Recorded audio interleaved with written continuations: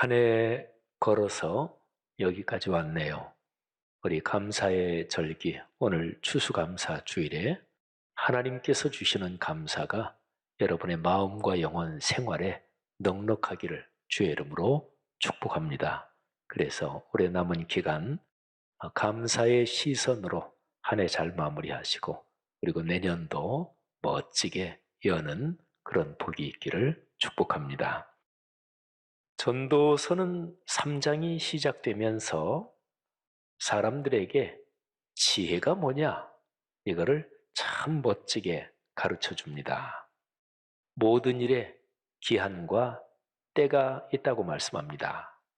우리 그리스도인에게 아주 익숙한 성경 말씀 중 하나지요.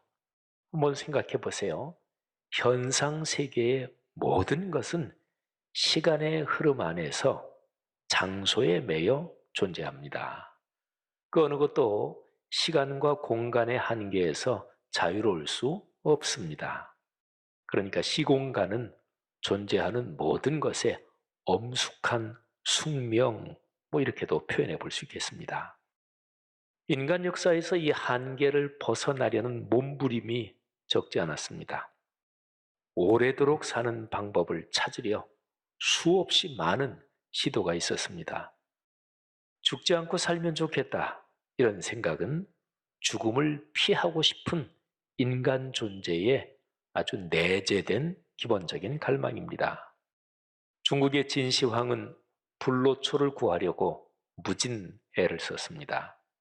또 서양 문화권에 드라큘라 이야기가 있죠. 이 이야기에 담긴 모티브가 여러 가지인데 그 중에 아주 중요한 모티브가 죽지 않고 오래도록 살고 싶다, 이 소망이 모티브 중에 하나입니다.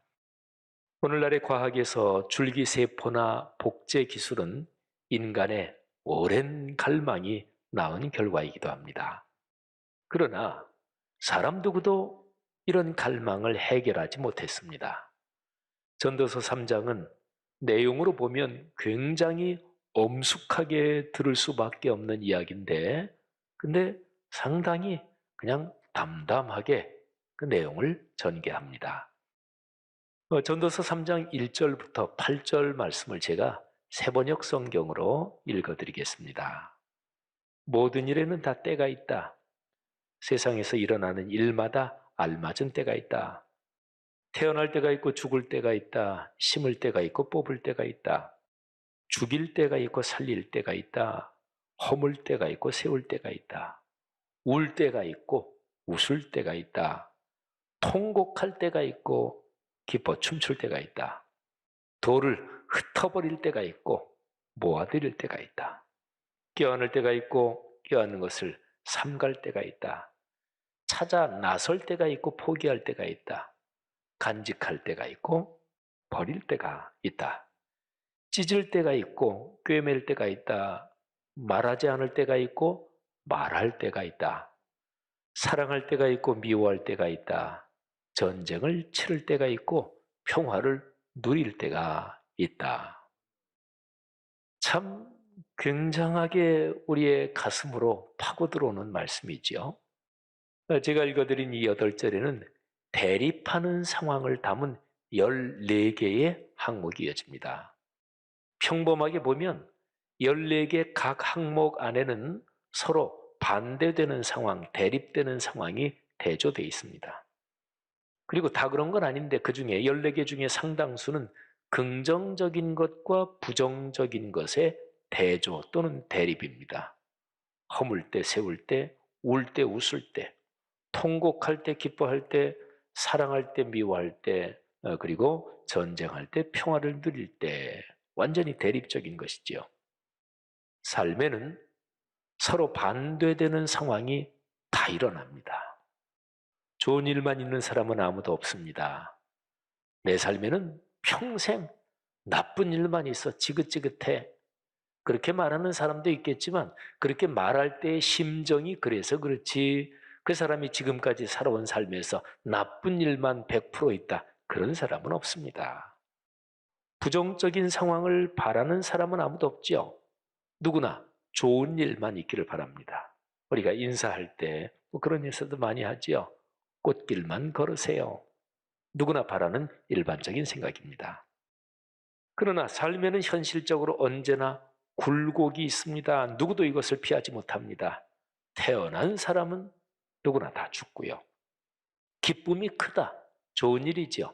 그런데 그만큼 상실의 슬픔이 깊을 수 있습니다.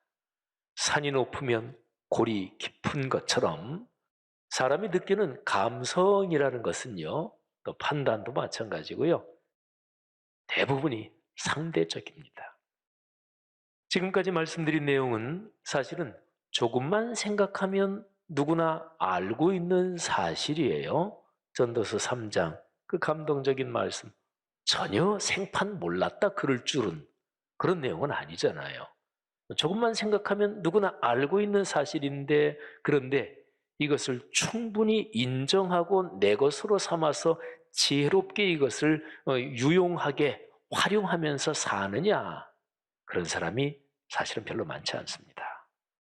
자, 전도서 3장 말씀을 가지고 시공간의 제약 가운데 살아가는 사람의 현실, 그 존재의 숙명, 이 정도 설명했으면 충분하리라 생각합니다.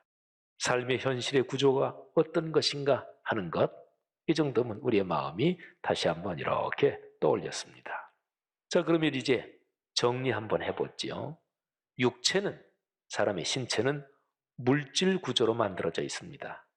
그래서 육체를 가진 사람은 공간의 제약을 받습니다. 여기에 지금 여러분과 제가 예배당에 앉아 있는데 여기 있으면서 동시에 우리의 신체가 집에 있을 수는 없지요. 공간의 제약도 제약이지만 시간의 흐름, 이게 참 인간에게 결정적입니다. 시간이 흘러가면서 모든 것이 낙습니다. 낡아집니다. 세월을 이기는 사람은 아무도 없습니다. 풀은 마르고 꽃은 시듭니다. 무서울 것 없는 용사도 시간이 흘러 나이가 들면 쇠약해지고, 나라를 기울게 만들 정도의 미색 미모도 시간이 흐르면 시들어갑니다. 시간의 흐름이 사람을 겸허하게 만듭니다. 겸손을 배우는 것이 인생의 가장 큰 두세 가지 지혜 중 하나입니다. 이 세상에요, 진짜로 어리석어도 야, 그건 가만히 생각해 보니까 진짜 어리석은 거다. 그거는 진짜 큰 착각이다. 그게 두 가지 있어요. 교만한 것처럼 어리석은 것이 없습니다. 내가 가진 권력, 재물, 명예가 언제까지나 계속된다.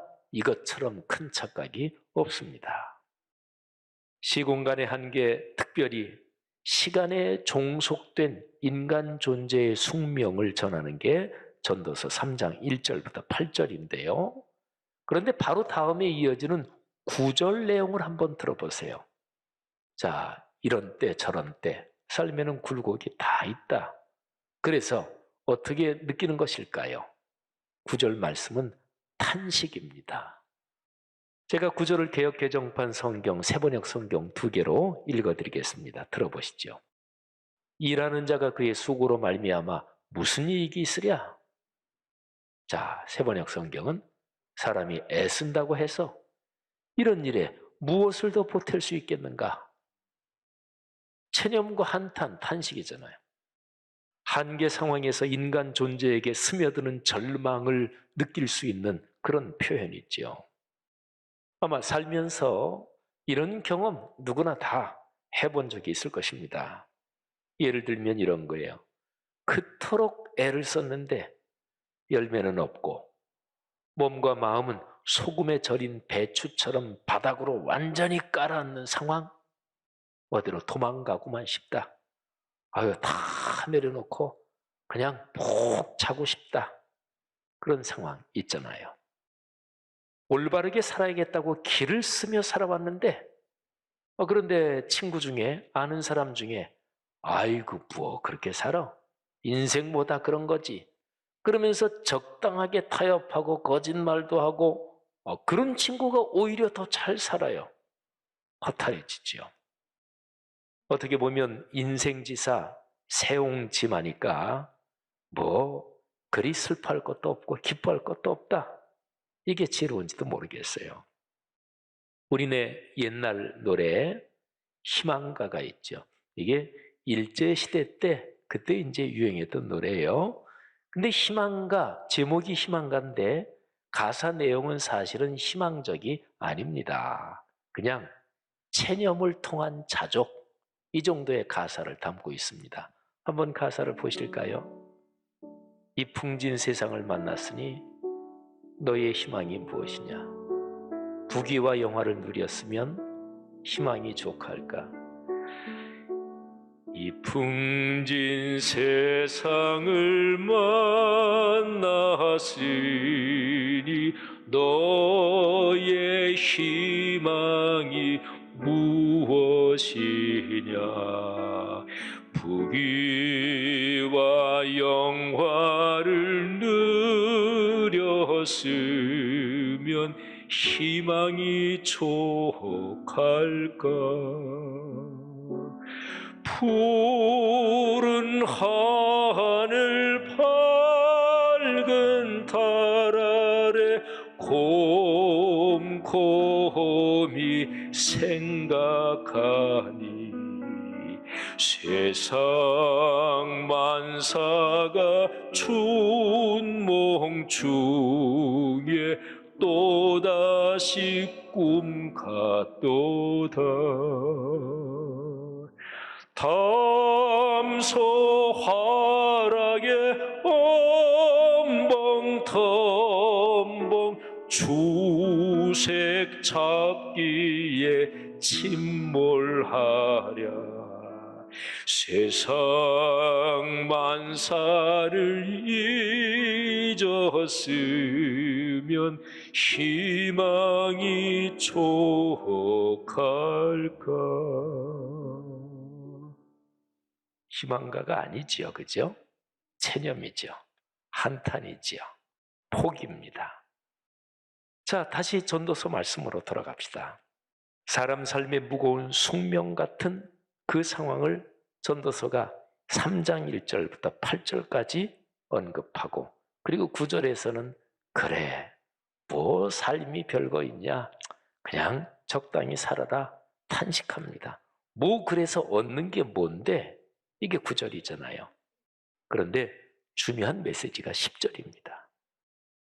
이 전도서 3장 10절을 보면 사람의 존재가 그렇게 돼 있고, 그리고 사람이 그런 속에서 사는 게 하나님께서 그렇게 만드셨다, 이렇게 얘기를 합니다.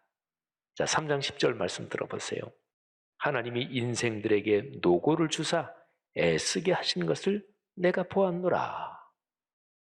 저에게 더 좀 당황스러워요. 무슨 얘기입니까? 인생사의 괴로움과 수고는 하나님께서 주셨대요. 하나님께서 사람의 삶을 그렇게 애쓰게 하셨습니다. 자, 그러면 무슨 얘기인가요? 하나님의 창조와 그 섭리가 사람을 짓누르는 것인가요? 부담입니까? 짐입니까? 인간 삶의 진정한 기쁨과 행복은 없다는 말입니까? 자, 전도서 3장 1절부터 쭉 8절까지 14개 항목, 그리고 9절에 탄식, 그런데 10절에 하나님이 그렇게 만드신 거야. 참 더 당황스럽죠. 그런데 11절에 전도서 3장 말씀의 중간 결론이 있는데 11절에 비밀이 있습니다. 자, 한번 잘 들어보세요. 하나님이 모든 것을 지으시되 때를 따라 아름답게 하셨고 또 사람들에게는 영원을 사모하는 마음을 주셨느니라. 그러나 하나님이 하시는 일의 시종을 사람으로 측량할 수 없게 하셨도다. 아멘. 자, 여기 11절에 두 문장이 들어있습니다. 먼저 첫 번째 문장을 봅시다. 이 첫 번째 문장에 대조되는 두 가지 단어가 들어있습니다. 시간, 그리고 영원. 아주 대조적이죠, 그죠? 시간의 한계 또는 시간의 제약 속에서 사람은 절망할 수밖에 없고 낭패를 당할 수밖에 없는데, 영원은 뭐예요? 이거는 시간의 한계를 벗어나서 자유로워지는, 그게 영원이 있잖아요. 사람은 시간 속에서 삽니다. 그러나 영원을 바라보며 살기 때문에 시간 안에서 주저앉지 않습니다. 이 점이 중요합니다. 사람은 영원을 사모하며 그리워하면서 삽니다. 근데 그게 바로 하나님께서 사람을 그렇게 만드셨기 때문에 그렇다는 거예요. 하나님의 사람 어거스틴이 사람 존재의 이런 본질을 다음과 같이 표현했습니다. 인류 정신사의 영원한 고전, 저 유명한 어거스틴의 고백록 제일 처음 부분에 나오는 내용입니다. 당신은 우리를 당신을 향하여 살도록 창조하셨습니다. 이 때문에 당신의 품에 안길 때까지 우리에게는 평안이 없습니다. 여러분 잘 보세요. 전도서 3장 1절부터 쭉 내려오는 게 허무주의 같고 인간 삶 그렇게 별난 거 없다 이렇게 얘기하는 것 같은데 근데 그게 아닙니다. 사람의 본질은 말이죠. 하나님께서 하나님의 형상으로 사람을 창조하셨기 때문에 그래서 사람은 영혼을 그리워해요. 하나님을 그리워합니다. 짐승이 영혼을 그리워할까요? 하루살이가 시간의 한계를 벗어나고 싶어 할까요? 그러지 않습니다.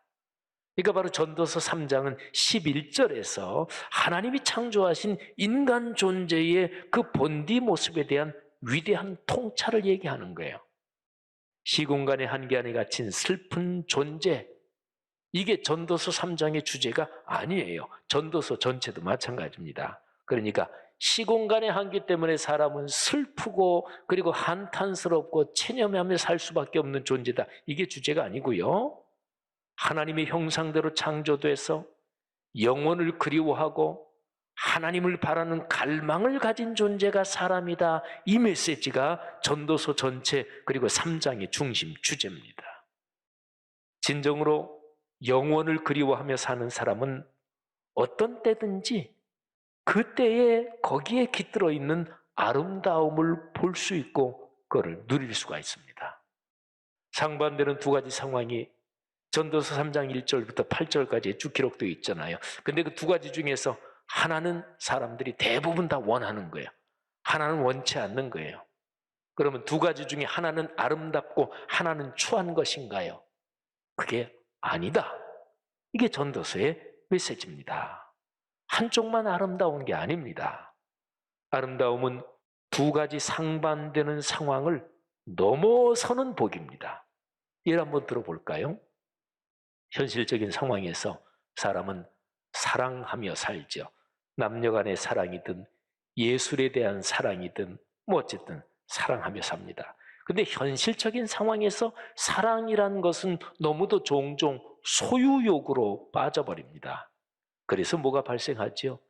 미움이, 증오가 발생합니다. 사랑과 미움, 너무나 대조적이죠. 그런데요, 사랑할 때와 미워할 때를 다 겪으면서 그러면서 사람은 지혜롭게 깨달음도 없습니다. 아, 그렇구나. 내가 사랑한다고 하는 내 감정 또는 내 판단이 이게 완전한 게 아니구나. 겸허해지지요. 그래서 현상적으로 있는 사랑과 미움 둘을 넘어서는 지혜를 얻습니다. 거기에서 경험하는 것이 사랑과 미움을 넘어서면서 진정한 사랑 그리고 영원한 하나님의 나라에 있는 그 아름다운 사랑을 경험하게 되는 거지요. 사랑하신 여러분, 바로 이게 전도서 3장의 위대한 메시지입니다. 그러니까 현상적으로 이 세상에 살면서 사랑한다고는 하지만은 완전하지 못한 나의 부족한 사랑 이런 거를 깨닫고 그러면서 영원한 나라에 존재하는 그 사랑의 본질을 믿고 내 삶의 사랑의 정원을 가꾸면서 이 시간 속을 걸어가는 거죠. 자, 이게 11절의 첫 번째 문장입니다. 11절에 두 가지 문장이 있다 그랬죠? 이 두 번째 문장 내용이 아주 중요합니다. 시간과 영혼의 흐름을 다 섭리하시는 분이 하나님이십니다. 그런데 하나님께서 당신이 하시는 일의 시종, 어떻게 시작됐지? 어떻게 진행되고 결론은 어떻게 나지? 이 모든 것을 사람이 다 측량하지는 못하게 만드셨다. 이게 아주 중요한 메시지입니다. 시간의 흐름에는 변수가 존재합니다. 어떤 사람도 자기 인생의 시간 흐름 속에서 발생하는 변수 이거를 다 예측하지 못하고 그리고 다 통제하지 못합니다. 그러니까 이거를 깨달을 때 비로소 사람은 겸손을 배웁니다. 창조주의 섭리에 순종하는 것을 배웁니다. 그러면서 비로소 사람은 사람다워집니다. 사람답지 않은 게 크게 두 가지가 있습니다. 한번 제가 표현해 보겠습니다. 하나는 이런 겁니다. 그저 아무렇게나 살지 뭐. 죽은 정승보다 산 개가 낫지 뭐 하면서 허무주의나 향락주의로 빠지는 것, 사람다움이 아닙니다. 또 하나 이런 겁니다. 사람의 능력으로 뭐든지 할 수 있다고 생각하면서 인간 신의 자만에 빠지는 것, 내가 모든 걸 다 할 수 있지. 인간의 교만과 자만에 빠지는 것, 이것도 하나님이 창조하신 사람다운 모습이 아닙니다. 그러니까요, 사람은 결코 신이 아니고요. 그러나 동시에 이성 없는 짐승도 아닙니다. 하나님께서 사람을 창조하시면서 시간의 한계 속에 살지만 그러나 하나님을 예배하며 인간다움의 양심과 윤리를 지키며 살도록 영혼을 그리워하며 하나님을 향하도록 창조하셨고 이거를 깨닫는 것이 참된 복인 거지요. 사랑하신 여러분, 우리는 오늘 상당히 깊은 우리 기독교 신앙의 철학, 우리 기독교 신앙의 본질을 쭉 묵상했습니다. 사람이란 존재는 시간의 한계 속에 있지만 하나님이 주신 하나님의 형상 덕분에 영원을 사모하며 그리워하며 삽니다. 삶의 여정에서 만나는 모든 상황, 모든 때에는 아름다움이 깃들어 있습니다. 10대와 20대의 그 풋풋함이 얼마나 멋진지 몰라요. 하지만 3, 4, 50대도 아름답습니다. 60대, 70대, 아니 80대 다른 연령대가 흉내내지 못할 아름다움이 또 그 나름대로 있습니다. 교만하거나 체념하는 사람은 이 아름다움을 보지 못합니다. 사람이 모든 것을 다 알지는 못한다. 이거를 깨달으면서 겸손을 배우고요. 그리고 이 겸손의 덕은 교만과 체념, 요 사이를 걸어가는 중용의 덕이라고 얘기할 수 있습니다. 이 중용의 덕, 이 중용의 복, 이거를 배울 때 사람 삶의 진정한 아름다움과 행복이 깃드는 거지요. 이 중용의 덕을 배울 때 이 겸손의 덕으로서 사람은 비로소 진짜로 희망을 노래할 수 있고 그리고 내 삶에서 아름다움을 찬양하며 그리고 감사의 문이 열리고 그렇게 사람답게 살 수 있는 거죠. 여러분 이렇게 가만히 생각해 보면 사람의 삶은요. 내가 걸어갈 미래를 다 알지 못해서 불안하다 두렵다 이러지 않고요. 거꾸로입니다. 오늘 설교 제목처럼 삶이라는 것은 어쩌면 몰라서 아름다운 것입니다. 영화나 소설 같은 데서 상당히 단골로 다루어지는 주제가 있습니다. 그게 뭐냐면 어떤 특별한 상황을 가정해서 그 사람이 갑자기 다 알게 됐어요. 미래 이런 저런 일이 일어날 게 미리 다 보여요. 그런 영화 그런 소설 많아요. 근데 그렇게 돼서 그 사람의 삶이 행복해지나요? 옛날 얘기도 그런 거 있죠. 뭐 동화 전설 그런 거 다 아주 흔한 얘기입니다. 그런데 모든 그런 스토리들의 결론은 미래를 다 알아서 불안하지 않고 참 행복하게 살았다. 그게 아닙니다. 그렇게 막상 되니까 행복하지 않더라. 이런 것이죠. 사람의 삶은 몰라서 아름답습니다.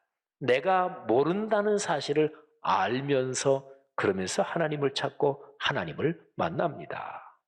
아름다운 삶의 여정에서 우리를 구원하신 예수 그리스도를 믿고 성령의 인도함을 받으며 사랑하며 사는 게 복입니다. 사랑하신 여러분, 코로나19 상황에서 이게 불평하고 원망하고 그리고 거칠어지기가 얼마나 쉬운지 모릅니다. 그런데 그것은 그리스도인의 길이 아닙니다.